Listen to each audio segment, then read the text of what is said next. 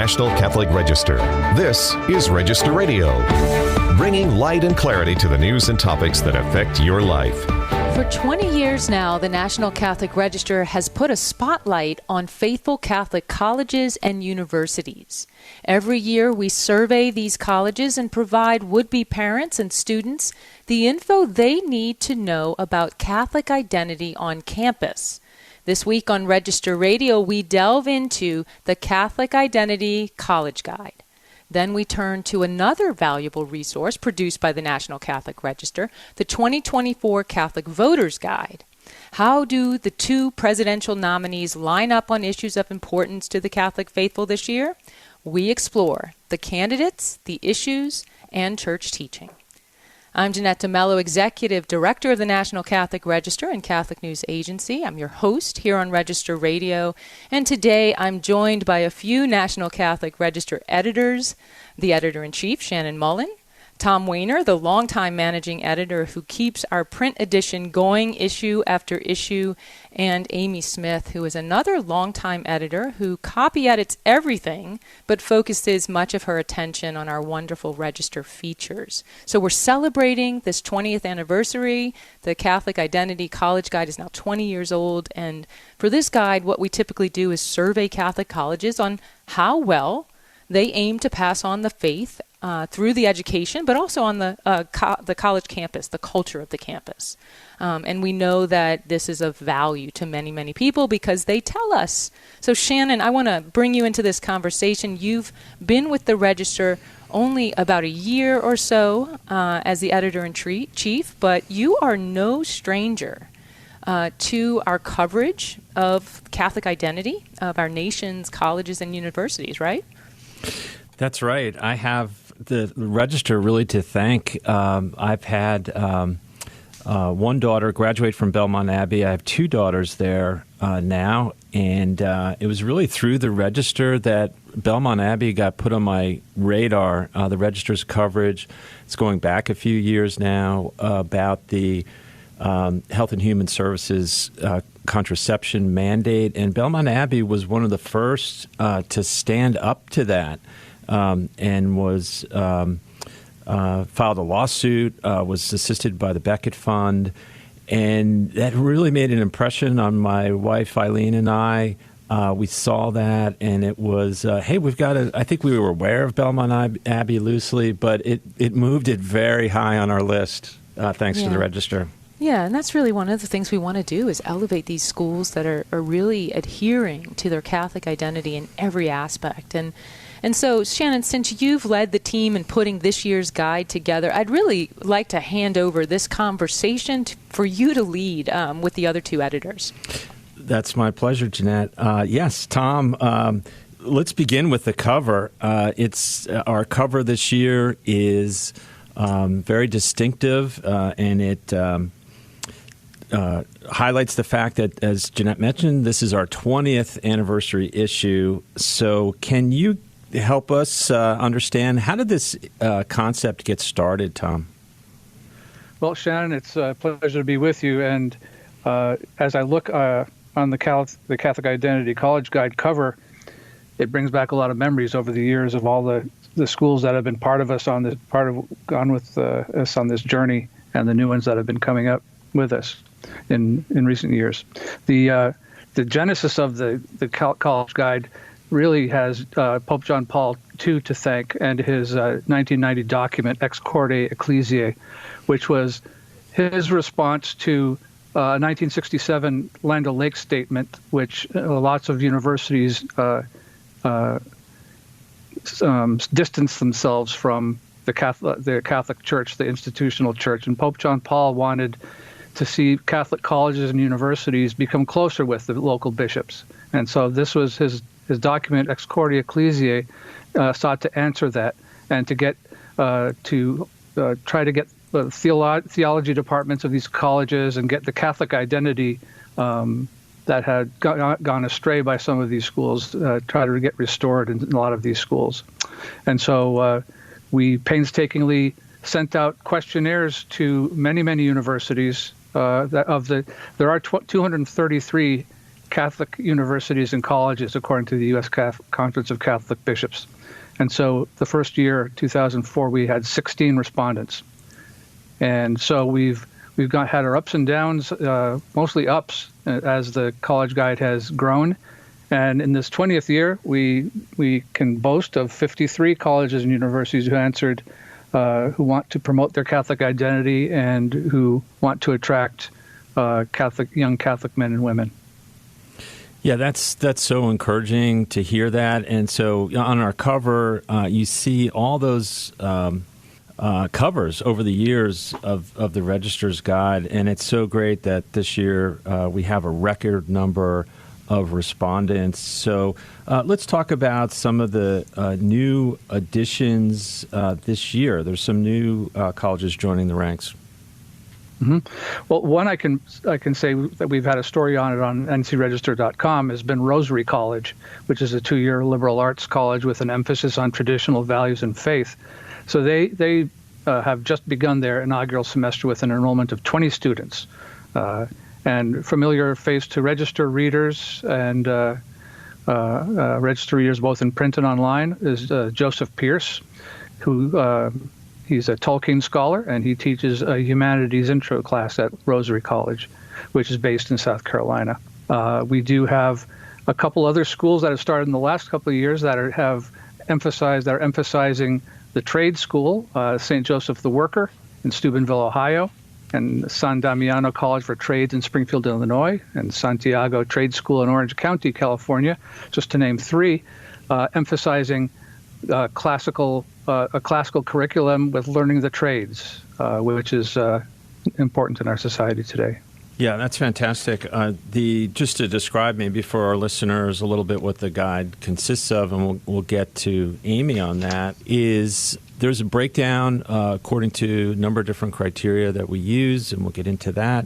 And so there's basically little bios on each college describing the number of majors and other features about the college, financial aid, that sort of thing.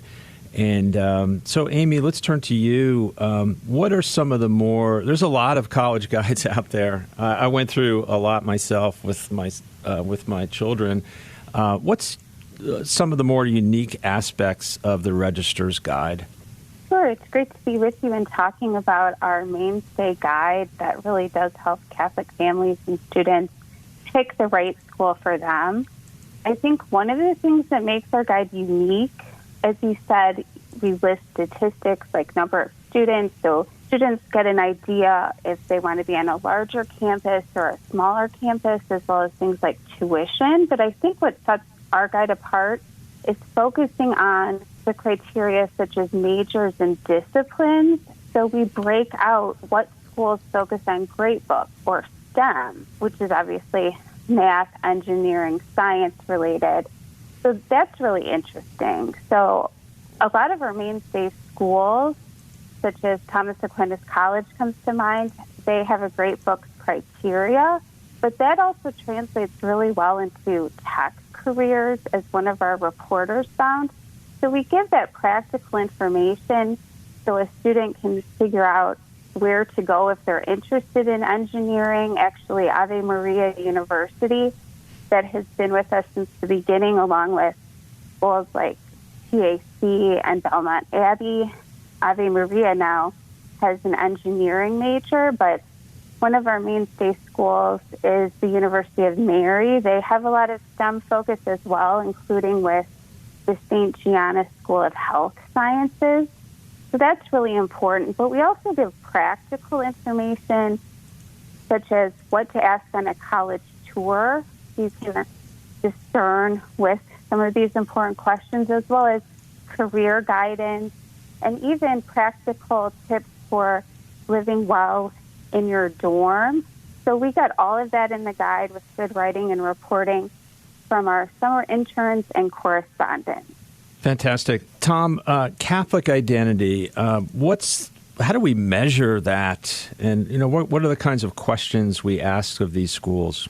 Well, we ask if their theology department takes an oath of fidelity to the Catholic Church that they will not teach anything that's contrary to the teachings of the faith, and that they uphold the faith and morals that the Catholic Church teaches on campus, as to not dispensing with contraceptives or providing abortion services in that respect. Yeah, I mean, sadly, a lot of our Catholic colleges do that. So, it's important that we ask these questions. And really, more fundamentally, I mean, this really responds to the problem that parents were paying a lot of money for a Catholic education and thinking they were going to get a Catholic, a solid Catholic education, and yet their children were coming back really losing the faith while they were at school because of a lot of the trends on many Catholic campuses. So these criteria are really basic, but they're also really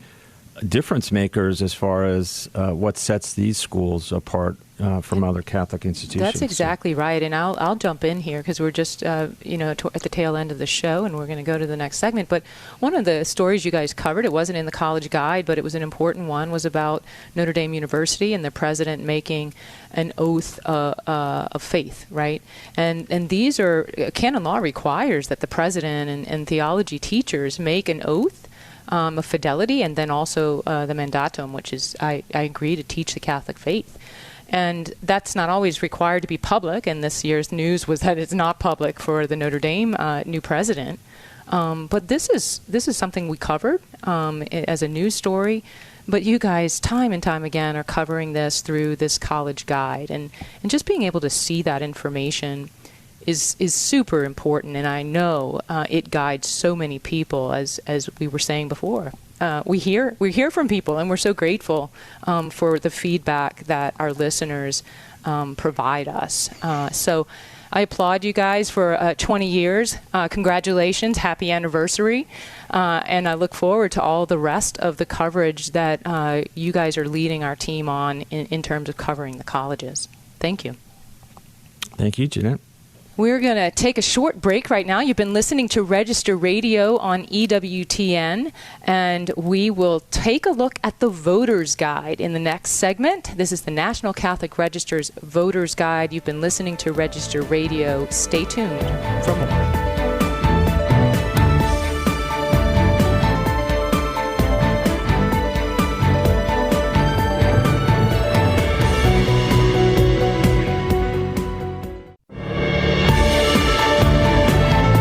Let's return to Register Radio on EWTN. Welcome back. I'm Jeanette DeMello, Executive Director of the National Catholic Register and Catholic News Agency. I'm joined by Matthew Bunson, my co-host here on Register Radio. He is EWTN News' Vice President and Editorial Director.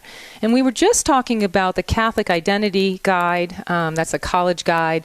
And that was the September 22nd issue of the Register. And now we're looking ahead to the October 6th issue of the Register, and it has a special guide in it. It's the Voter's Guide. So we're considering how to vote on November 5th for the presidential election, and the Register every presidential election year takes a look at how the candidates square on key Catholic issues, and that's what our voter guide is. So it'll be October 6th print edition, but you can find it online now. I am welcoming back Shannon Mullen.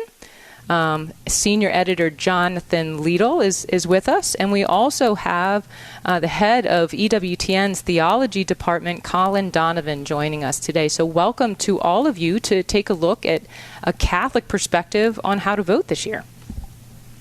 Great to be with you. Great to be with you. Certainly. All right. Well, Colin, I think we're going to start with you because I think the first thing we should talk about is why vote? Why is voting a Catholic thing anyway? Well, it is in the context of modern societies. You go back to the early church, and Christians were sort of on the outs politically, and we didn't get too involved in it. We prayed for the emperor's Tertullian notes, and we look at ourselves as citizens more of heaven than this earthly realm. But nonetheless, in democracies, we think of our own country where our Constitution says, "We, the people of the United States." we have an obligation to contribute to the good of the whole society. We are not individual human beings, so much as members of families. Families are members of cities and counties and states and the national country. So it's part of our gratitude for our existence, as St. Thomas would say, part of patriotism, to take an active role in our societies, to contribute to the good of societies. And among those things we can do to do that is to choose our leaders who will either contribute to the good of the country or produce chaos and even evil in a country. So very good reason to vote. Very good reason to vote. Exactly. It's our presence matters, and so our Catholic presence in the public square really does matter. Shannon, just like we talked about the college guide, this is a visual. I mean, this is something you can pull out of the paper and open it up and look at it and mull over it, sit in your armchair and really get into it. Give us a visual of what this guide looks like. This year's guide, Jeanette, is 6 pages, and it's a challenge every year. I mean, the length varies, but it's a challenge every year to cram a lot of useful, solid information into those pages. And so what you're going to see, as you said, it's inserted into the regular Register edition, and it really every time we do this, we identify the editors and others here at EWTN identify some core issues that are particularly going to resonate with Catholics in that given year. So we've done that this year. We call them pillars. And there's a zillion issues in this presidential election, as you know. But this is a good focusing device to focus on some broader themes that we think Catholics are really impacted by and care about. Right, and of course what we do is we take those pillars, which I'm going to have you name in a few minutes, but we take those pillars and we look at what the Church teaches on those pillars, and then we also look at what the party says about those particular issues, and then the candidates themselves. So you kind of see that side by side. It's super, super helpful. But let's talk about what some of those pillars are. Can you list them so that we get an idea of what we're talking about? Sure, and I should interject also to make an important point. We're not telling you how to vote. Right. We're helping, as we say in the guide, obviously it's important to know where the candidates stand on key issues, but it's also important for us as Catholics to have well-formed consciences and to be aware of the guidance and the teaching that the Church provides. The Church doesn't tell you who to vote for either, so it just gives you a lens to look at these issues, which this year the 7 pillars are the economy, abortion and life issues, immigration, family life, care for creation, care for the elderly, and foreign policy. Good. Very good. And I know we're going to bring Jonathan in right now because I know he did some of the research for 2 of these. One, I think, was care for creation, right, Jonathan? And then family life. So give us a sense of what you pulled out in those 2 areas. I mean, vast areas. But what can we look to this guide to tell us about those areas? Yeah, absolutely, Jeanette. So starting with family life, we know the Church teaches in the Catechism that the family is the original cell of social life. So the union between a man and a woman, the family they establish, it's not an accident.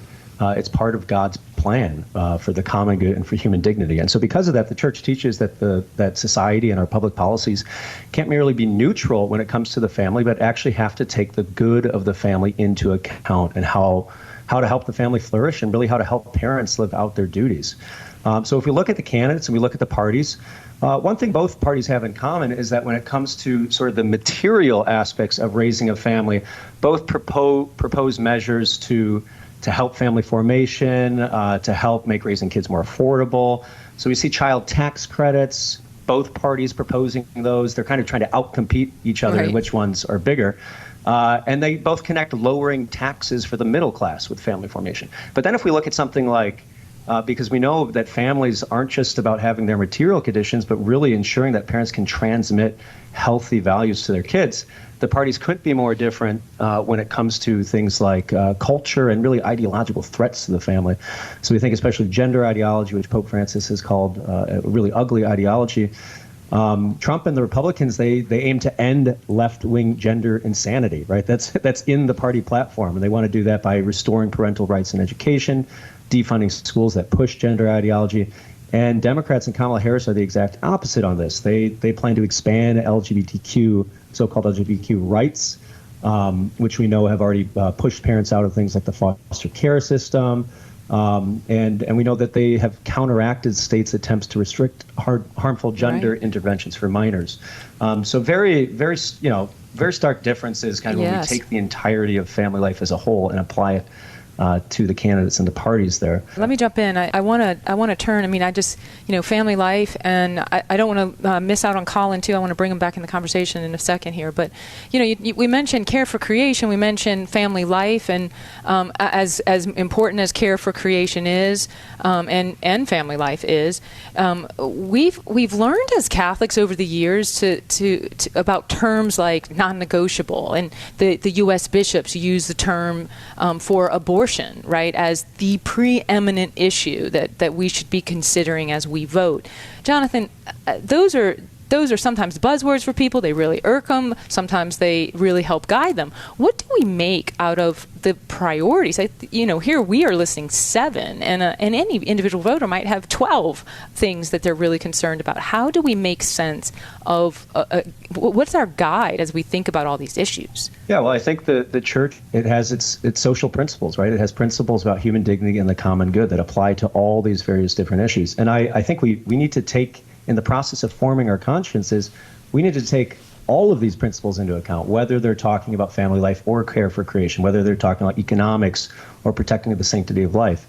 At the same time, though, we do know that certain issues in our society are graver threats to human dignity than others. And so, of course, the preeminent issue that the U.S. bishops have consistently reminded us of is abortion. Abortion is killing of human life, in its most vulnerable state, and done on an industrial scale in the U.S. So we need to take into account, when we're forming our consciences. I don't think it's ever kind of okay to say, well, I'm not going to look at that issue that the church talks about, right? Like, I'm only going to focus on a set number of issues.